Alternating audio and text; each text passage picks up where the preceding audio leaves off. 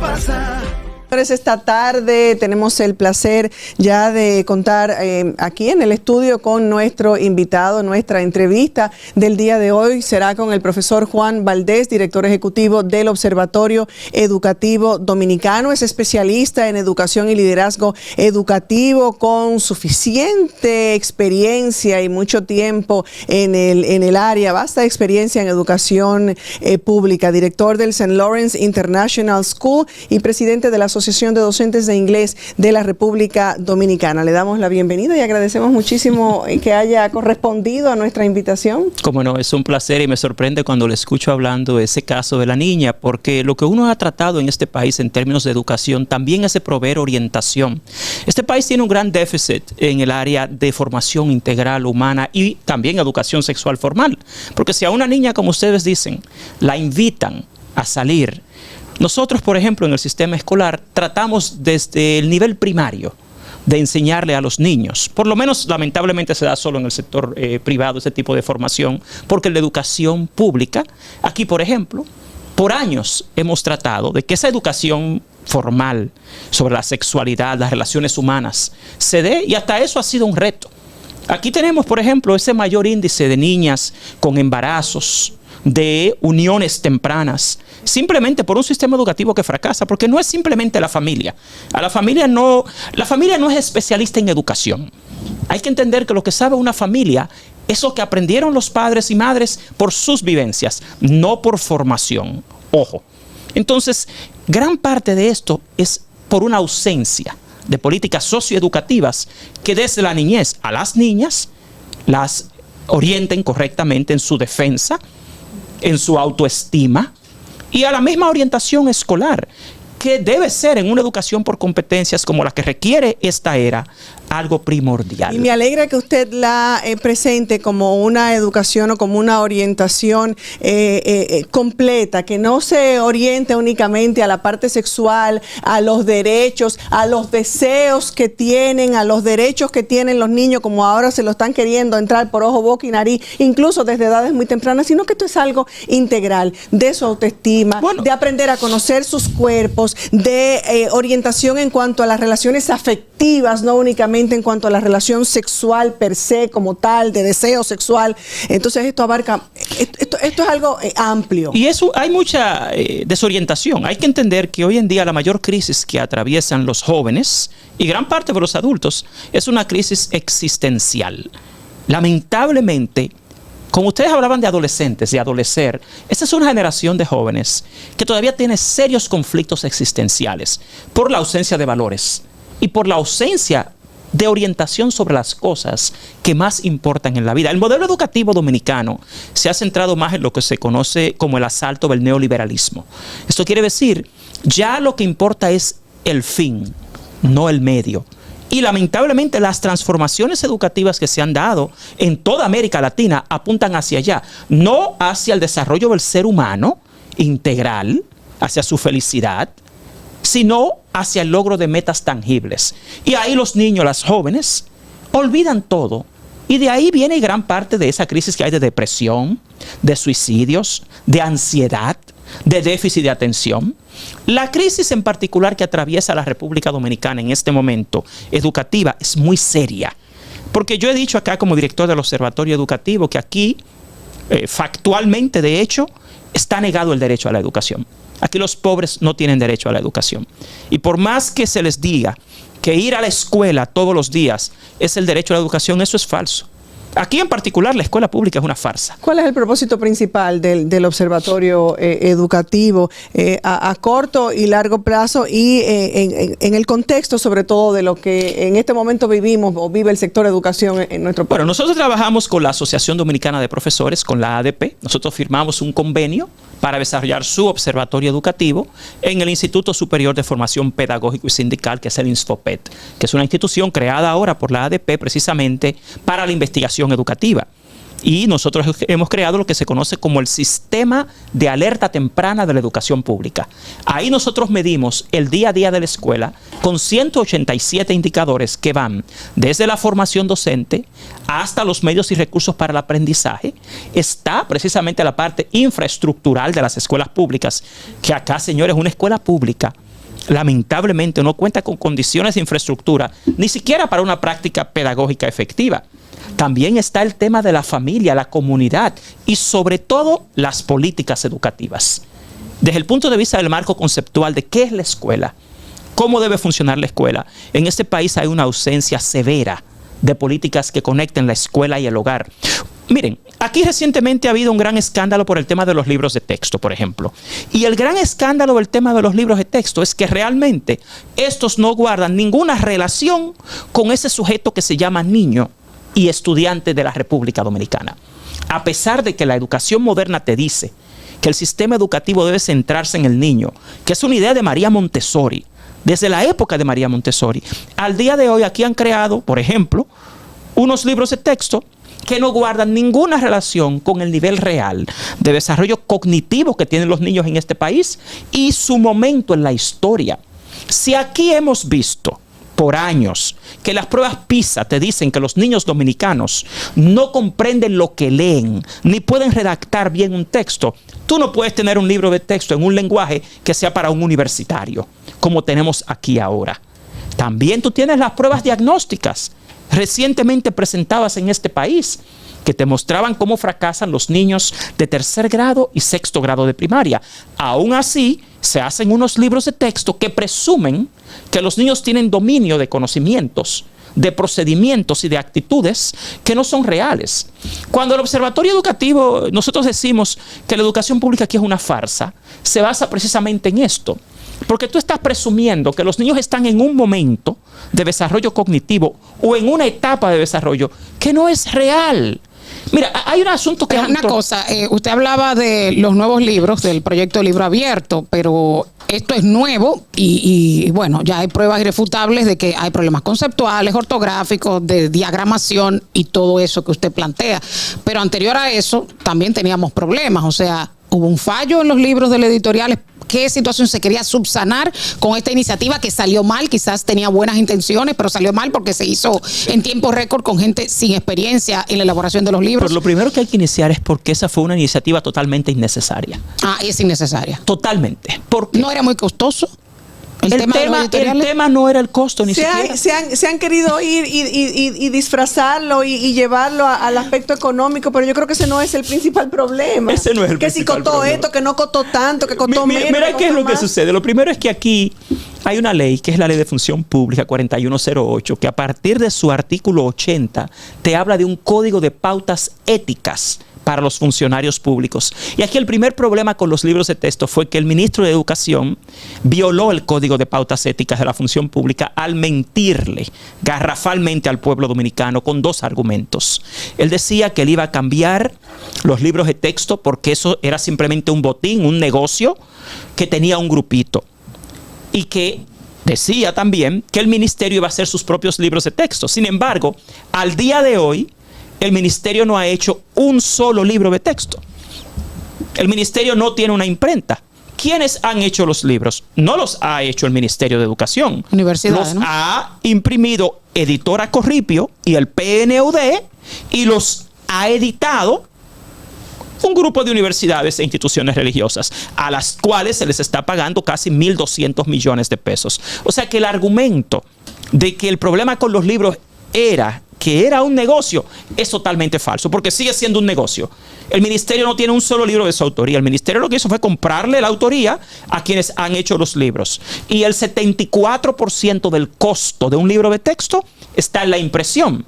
Y lo sigue haciendo un grupo empresarial, en este caso Editora Corripio, y una multinacional que de hecho lo está haciendo ilegalmente, que es el PNUD, porque el PNUD, ya lo ha dicho la Dirección General de Compras y Contrataciones Públicas, no tiene potestad para que se le delegue la compra y contratación de bienes y servicios públicos. O sea, aquí hay ilegalidades, hay mentiras, y lo más importante, que a mí como académico me interesa, es que los libros han sido un mayúsculo disparate. ¿Por qué? Porque un libro tiene tres diferentes aspectos importantes. El primero es el contenido conceptual de estos libros, el conocimiento que pretende inculcar. El segundo tiene que ver con el conocimiento o la parte procedimental. Y lo otro está en el contenido actitudinal. Por ejemplo, hablando de la niña que ustedes han referido, si ustedes ven un libro de cuarto de primaria que tiene esta serie de libros, Libro Abierto, de Ciencias Naturales, cómo se define la vulva y la vagina y el pene en cuarto de primaria, ustedes se quedan sorprendidos. Primero, para empezar, la definición que tiene, que es totalmente incorrecta. Segundo, el lenguaje que utiliza para definirlo.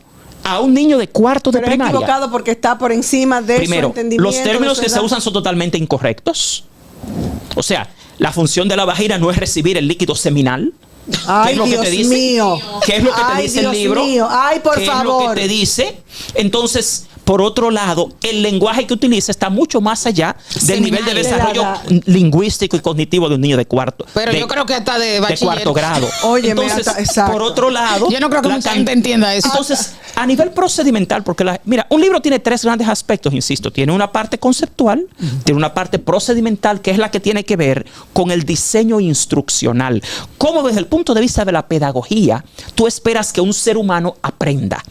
Los seres humanos solo aprenden de dos formas: racionalismo, la parte analítica, y empirismo, la parte práctica. Ahora, para que un niño, por ejemplo, de cuarto, que hoy estábamos analizando uno de los libros de matemáticas de cuarto de primaria, pueda entender un concepto matemático, tiene que basarse en conocimientos previos. Pues estos libros no se basan en eso. Cuando yo digo que la educación aquí es una farsa, la educación pública se basa en que si usted sabe que en este país hay un déficit identificado por pruebas nacionales e internacionales de comprensión lectora, tú no puedes ponerle a un niño de escuela pública un lenguaje que está mucho más allá de ese nivel. Pero el ministro de Educación hablaba de que ya fueron subsanados algunos errores de libros. No, por favor, mira. Es difícil. Pero con eso es que se está trabajando. O sea, que lo están arreglando ahora. Esos libros que fueron trabajados. En un año escolar que ya va vuelvo a lo mismo. Pero mi pregunta, ¿por qué no se pueden arreglar los libros? No, mi pregunta va en ese tenor. ¿Se pueden arreglar? No se pueden arreglar los libros. Okay. ¿Por qué no se pueden arreglar los libros? Porque, reitero, ellos han utilizado un término muy famoso que es usar una fe de ratas para corregir. ¿Lo que es una fe de ratas? Es un modo de usted corregir errores menores en un libro. Abajo. Acentuación, tú puedes corregir algún tipo de error menor. Pero cuando tú tienes en un libro, por ejemplo, como el que yo evalué de matemáticas de tercero, 616 errores, tú tendrías que anexarle al libro más de 20 páginas de referencias de errores. Eso es una parte. Por otro lado, hay algo que tiene que ver con la teoría del aprendizaje. Insisto, ¿cómo aprende un ser humano? Si tú vas a enseñar matemáticas y vas a enseñar la división, tú no puedes hacerlo simplemente con una definición conceptual y un ejercicio. Esos libros adolecen de la cantidad de práctica necesaria para que un niño en ese nivel de desarrollo cognitivo pueda desarrollar nuevos aprendizajes. Esos libros son una negación al derecho al aprendizaje, porque es que pedagógicamente, en términos de su diseño, el libro no ayuda a desarrollar aprendizaje. El sistema cognitivo humano requiere de ciertos pasos, procesos y etapas para lograr desarrollar nuevos conocimientos. E insisto, el desarrollo de nuevos conocimientos, que es lo que se conoce como aprendizaje, se basa en conocimientos previos. Y estos libros no apelan a esto tampoco. Esto está para agarrar la cartera, para hacer una maleta y largarse y salir huyendo de este país. No, mi hija, lo que pasa es lo siguiente, es que aquí yo le decía a la dama que aquí no había necesidad de hacer libros nuevos. ¿Por qué? Porque hasta 2021 los niños de este país habían pasado 10 años sin libros de texto actualizados. En ese año, después de 4 años de evaluaciones. ¿Y quién está detrás de esto? ¿A quién responde? Usted mencionó al PNUD, ¿qué otros organismos? En el caso del PNUD hubo un manejo incorrecto, porque el PNUD no debe estar haciendo contrataciones públicas y hay 100 millones de pesos solamente en los libros de inglés para imprimir lo que se lo dieron a ellos, y encima de eso lo están imprimiendo fuera de este país. O sea que la industria local ni siquiera participa se está de esos 100 millones. Ahora bien, ¿cuál ha sido el problema? El ministro de Educación decidió darle la elaboración de los libros a grupos universitarios y religiosos.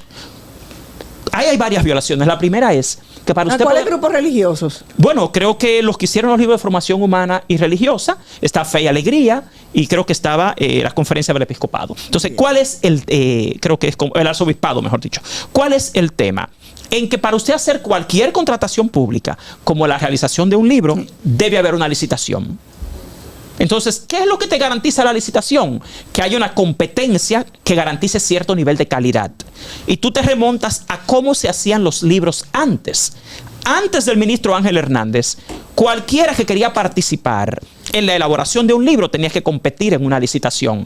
Y había un proceso regulado por la ordenanza 2017-26 que te evaluaba un libro de arriba abajo, todos sus aspectos, y te le daba una calificación. Nada de eso se hizo ahora. El ministro decidió que él iba a contratar a los grandes intelectuales de este país para hacer los libros. Pero hacer un libro no es un tema de intelectualidad. ¿Y qué Usted pasa? tiene que conocer lo que se llama la teoría de la edición de un libro, lo que se llama la teoría editorial. Usted puede ser una experta en comunicación social y eso a usted no la hace una autora de libros sobre enseñanza de comunicación social. Entonces, eso fue lo que pasó aquí. Las universidades se basan en lo que se conoce como la andragogía. Las escuelas, la educación preuniversitaria se conoce en lo que se llama como la pedagogía. Las universidades no son expertas en libros de textos escolares. Con este ministro, que había tanta esperanza con este ministro de Educación, Mira, Hernández, que venía tan preparado, que es un técnico, que tanto tiempo en el ministerio, que tenía este bagaje. No, tiempo en el ministerio no tenía, porque el señor Ángel Hernández había pasado unos años de 2000 a 2004 en el ministerio y desde entonces nunca antes había trabajado en el ministerio. Tenía mínimo 16 años fuera del mundo escolar y educativo, aunque él tiene un colegio privado, que es una de las... Inclusive él tiene una editora, Ediciones UAPA, que es una editora universitaria también. Ahora, ¿cuál es el punto? El tema aquí de la educación dominicana no es técnico, es ético. La mayor crisis que tiene la educación dominicana es ética, no es técnica. Sin embargo, otra de las crisis del sector educación y del problema de la educación son los docentes, que no hay formación para esos que son los que sirven la enseñanza, que son los maestros. Porque fíjate qué es lo que pasa. Aquí hay lo que se llama el Instituto Nacional de Formación y Capacitación del Magisterio, el INAFOCAM. Empecemos con el origen de la formación docente. La formación docente se inicia en la universidad. Si a mí me dicen que aquí los docentes no tienen nivel, deberían cerrar todas las universidades de este país que dan formación docente. Porque aquí quienes los forman y los gradúan son ellas, que son las mismas que ahora están metidas en los libros. Ojo. Que ahora quieren bajar los requisitos para graduarse. No, eso no creo que eso sea en realidad. Eso fue una desinformación. Ahora, ¿qué es lo que les quiero decir? Y en las escuelas públicas, discúlpeme que le interrumpa, en las escuelas públicas, y lo sé porque conozco algunas de esas personas, no todos los que están sirviendo la enseñanza en escuelas públicas están formados en universidades. Pero ahí hay un tema. Aquí hay un tema. La mayoría lo está, porque desde 2011 acá hay lo que se llaman los concursos de oposición docente. Me faltarían dedos en esta mano para citarles personas que yo sé que están en las escuelas. Bueno, tú estás hablando de 129,000 docentes. De 129,000 docentes, tú no consigues el 0.005% que no esté titulado. Ya eso no es verdad. Antes sí. Antes cualquiera entraba a dar clases. De hecho, acuérdate que antes había maestros normales. Sí. Que ni siquiera eran maestros titulados. ¿Y cuál es el problema si pasan por un examen, van a la universidad, pasan por un concurso de oposición docente? ¿Por qué hay un bajo rendimiento por parte de los docentes? Mira, que es bueno que tú has tratado ese tema. Ahora mismo tú tienes más de 40,000 docentes reprobados en la prueba de oposición docente. ¿Pero por qué? Por dos razones. Primero, tu pregunta. Se supone que las universidades acá, cuando titulan a un docente, estos deben garantizar la calidad. Si a mí me dice que el problema son los docentes, yo le digo que no. Porque el docente fue a una universidad, pagó para estudiar y se graduó.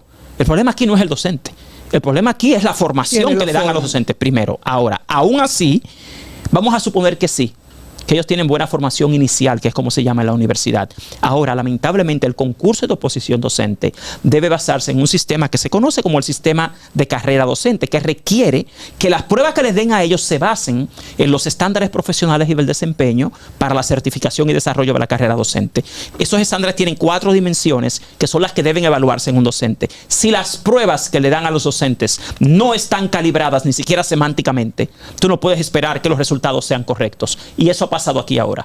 Nosotros en la ADP nos reunimos con el equipo técnico del ministerio que elabora las pruebas y ellos admitieron públicamente que todavía ellos estaban calibrando las pruebas que se dan a los docentes. O sea, por eso se están quemando. Eso es una parte de la razón. La otra es que el sistema de evaluación docente que se hace en un concurso debe darle al docente la capacidad y el derecho de la revisión de su calificación. Y eso aquí ha sido prácticamente imposible. Te dicen que llenes un formulario que te van a llamar para revisar. Pero la revisión 1 a 1 de tu expediente todavía ha sido un imposible. Aquí lamentablemente lo que tenemos, en mi opinión, es un tema de impericia enorme en el Ministerio de Educación. Porque es que aquí también te cambian con un ministro todo. Este es un gobierno que tiene 3 años. Y ya en los 3 años tenemos 2 ministros. Pero el segundo ministro ha entrado con una filosofía y con un plan totalmente distinto al anterior. Entonces, una de las mayores crisis del sistema es que no hay continuidad. Ni siquiera dentro de un mismo gobierno. No es que cambiaron de partido, no. Aquí Roberto Fulcar hizo un plan estratégico a 4 años para este gobierno. Entra el ministro Ángel Hernández y él viene con ideas totalmente distintas. Primero, eso es una violación a la ley de función pública 4108, es una violación a la ley de administración pública y también es una violación al código de pautas éticas de esta misma ley de función pública. Porque aquí el Ministerio de Educación no es una empresa privada, no es propiedad del ministro. El ministro no puede venir aquí a decir, yo creo que lo que hay que hacer es esto, esto y esto, porque ahí están las normas, los procedimientos, los reglamentos, las ordenanzas. Y todo eso lo violan. Aquí yo insisto que el problema de la educación es ético. Es que no tenemos autoridades que respeten ni la ética, lamentablemente, ni la transparencia gubernamental. Con eso de los libros de texto, nosotros en el Observatorio Educativo tuvimos que someter al Ministerio de la Justicia para que nos diera copias de los contratos mediante los cuales había enviado a hacer los libros. ¡No! Nosotros tenemos ahora más de 10 demandas contra el Ministerio de Educación simplemente por negarse a cumplir la ley de libre acceso a la información pública, en darnos como ciudadanos las informaciones que son públicas. Y usted envía copia de eso a Milagros Ortiz Bosch. Y al día de hoy, nosotros, para poder conseguir información del ministerio, tenemos que someter al Tribunal Superior Administrativo. Entonces, ¿qué Estado de Derecho? Promoviendo la transparencia. ¿Qué Estado de Derecho es este? ¿Y ustedes han sometido algún recurso? O sea, no porque se le entregue el libro, sino por la violación que usted mismo decía la ley con este tema de libro abierto. Nosotros tenemos múltiples recursos en el Tribunal Superior Administrativo con el INAFOCAN, que es el Instituto Nacional de Formación y Capacitación del Magisterio. ¿Pero y cómo va ese proceso? El último proceso. Bueno, está todavía conociéndose en el tribunal porque lamentable. Mira, lo primero es que aquí no debería ningún ciudadano que tener que someter a la justicia a una institución pública para que le dé información pública. Claro. Porque eso es un derecho. Ahora, ahí lo que te dice es que hay una falta de transparencia y de ética e integridad gubernamental. Pero el tema de que no se hizo licitación, ¿ustedes incoaron algún recurso porque no se hizo licitación? Mira, ¿y cómo va eso? ¿Y qué perspectiva tienen? Porque puede durar demasiado tiempo. La desgracia es que aquí el director general de Compras y Contrataciones Públicas, Carlos Pimentel, entiende que ahí no había necesidad de hacer licitación porque él decía que un convenio entre las partes se justifica porque ese es un trabajo científico, como que aquí las personas son ignorantes. Entonces, antes los libros no eran un trabajo científico y había que hacerlo por licitación. Es que son ridiculeces de funcionarios públicos que lamentablemente se hacen cómplices de cosas como esta. Porque eso no tiene sentido. O sea, usted sabe que todo servicio y todo bien público debe ser en procura de lo mejor para el pueblo. Y usted no puede darle a un grupo de universidades un contrato. Ahí hay 305 millones en contrato para hacer libros de texto a instituciones que nunca en su vida habían hecho un libro de texto escolar. Entonces, ¿cómo eso se justifica? Cuando nosotros hablamos sobre el tema, miren, desde enero, nosotros solicitamos públicamente en el Observatorio Educativo al ministro de Educación que presentara algún informe que justificara la necesidad de cambiar los libros, que es a lo que usted preguntaba. Nunca lo hizo. Nosotros también presentamos la solicitud pública de que presentara algún informe económico que demostrara lo que él decía, de que los libros iban a salir más baratos. Nunca presentó ningún informe. Y recientemente al director de la unidad editorial le pregunta una periodista, ¿y por qué ustedes no han presentado ningún informe técnico que justifique el cambio de libros? Y le ha dicho, ¿informe para qué? ¿Informe técnico para qué? O sea, es una actitud lamentablemente gubernamental, arbitraria, dictatorial, oscura y poco transparente la que hay en el Ministerio de Educación. Antes de que siga avanzando el tiempo, hay un programa que ha sido un gran logro y un gran avance para la educación dominicana, que es el inglés por inmersión. ¿Qué pasa en la realidad que hay personas que quieren ingresar, que quieren accesar y no lo logran? Bueno, el problema que hay con el inglés por inmersión viene de la escuela pública. ¿Cuál es el tema?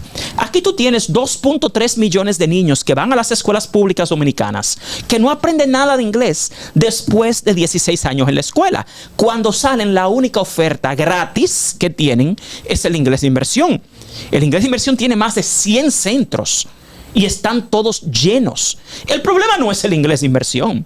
El problema, lamentablemente, es que hay una demanda mucho más alta en este país de una asignatura que se da durante 9 años en la escuela, y no hay un solo dominicano que en los 60 años que tiene la materia inglés en una escuela pública haya aprendido inglés en la escuela. Nosotros, desde la Asociación de Docentes de Inglés de la República Dominicana, propusimos la ley de inglés como segunda lengua. Fue aprobada a unanimidad por la Cámara de Diputados y la dejaron olvidar ahí. Y la diputada Servia Iris Familia, que es la diputada de Ultramar, que trajo la ley al país, que la trabajó con nosotros, luchó hasta llevarla ahí y la dejaron abandonada. Nosotros hicimos el programa Bachilleres Bilingües Productivos y tuvimos que terminar sometiendo a la justicia a las autoridades porque hasta quisieron extorsionarnos. O sea, lamentablemente acá lo que impide la mejora de la educación es un tema ético, no es un tema técnico. Aquí hay mucha gente con capacidad. Aquí lamentablemente lo que sucede es que el Ministerio de Educación se ha convertido en un feudo. Y esos egresados del inglés que con inmersión, ¿qué evaluación usted le daría? Porque yo he escuchado mucho con un inglés bien machucado. Bueno, hay de todo. Tú sabes que los resultados de aprendizaje también dependen del individuo.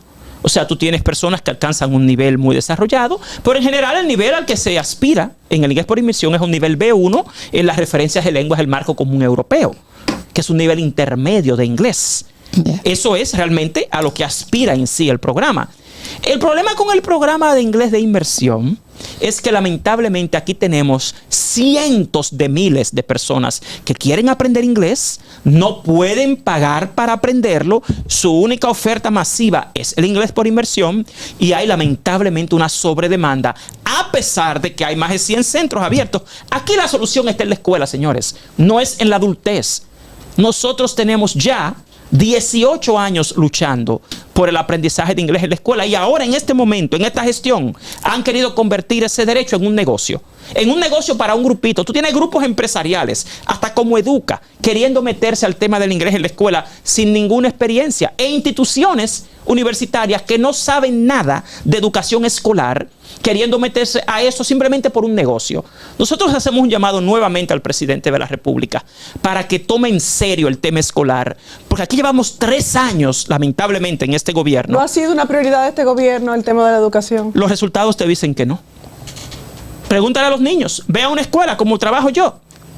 Habla con los 125,000 docentes. El presidente de la República tiene definitivamente que meterse en serio en el tema de la educación pública, porque lamentablemente con el ministro Ángel Hernández, acá lo que hemos tenido es un gran atraso y muchos cuestionamientos a la ética y la integridad gubernamental por temas en los que lamentablemente aquí no tenemos ningún resultado y ya estamos cansados en este país. Aquí no pueden condenar a los niños más pobres de este país a tener la peor educación de América Latina y a continuar en el último lugar del mundo en las pruebas PISA, no porque ellos no quieran estudiar, ni porque no tengamos maestros buenos, sino porque no tenemos autoridades lamentablemente competentes, ni con los niveles de ética, integridad y transparencia gubernamental que requiere nuestro país. ¿Será que a los políticos y a sabrá Dios quién le interesa tener pueblos brutos? Bueno, yo te digo que lamentablemente aquí lo que tenemos, aquí lamentablemente lo que se está haciendo cada día más es atrasando la educación y haciendo de la educación un botín para un grupo. Yo me refería hace un momentito en estos 30 segundos que nos quedan, que el llamado que hace o lo que expresó el ministro de Educación de que hay escuela para los niños haitianos. Y yo entiendo que con la escasez de aulas y de planteles para los dominicanos es quitarle el pan de la enseñanza. No, lo que sucede es que realmente en la línea fronteriza la mayor cantidad de niños que hay por un tema demográfico realmente son haitianos y todos tienen el derecho a la educación. Eso yo ahí estoy de acuerdo con el ministro en el hecho de que todos tienen un derecho. Usted como inmigrante se va de República Dominicana y aunque esté ilegal, usted está en una escuela en cualquier país y no le niegan ese derecho. Ahora, hay que tomar en cuenta que el ministro todavía tiene cientos de escuelas por terminar y que hay un déficit ahora mismo de más de 8,000 aulas en nuestro país. Por eso tienes aulas con 50 y 40 niños en las cuales es imposible realizar la labor de enseñanza-aprendizaje efectivamente. Bueno, parece que el panorama no es muy halagüeño, ¿verdad? Hablamos de progreso, hablamos de futuro y si no lo enfocamos a través de la educación, creo que el avance será poco. Mira, las autoridades tienen que aprender a predicar con el ejemplo, no con los discursos ni con las palabras. Y aquí los resultados te dicen que realmente la educación dominicana está en el mayor atraso que hemos visto en los últimos años. Bueno, director ejecutivo del Observatorio Educativo, profesor Juan Valdés, ha conversado con nosotros, ha estado con nosotros esta tarde y así nos despedimos. Muchas gracias por haber estado con nosotros, Yasmín. Ya será hasta mañana, si Dios Así quiere. es. Gracias por estar con nosotros. Buenas tardes. Hasta aquí, ¿qué pasa? Con Soraya Castillo.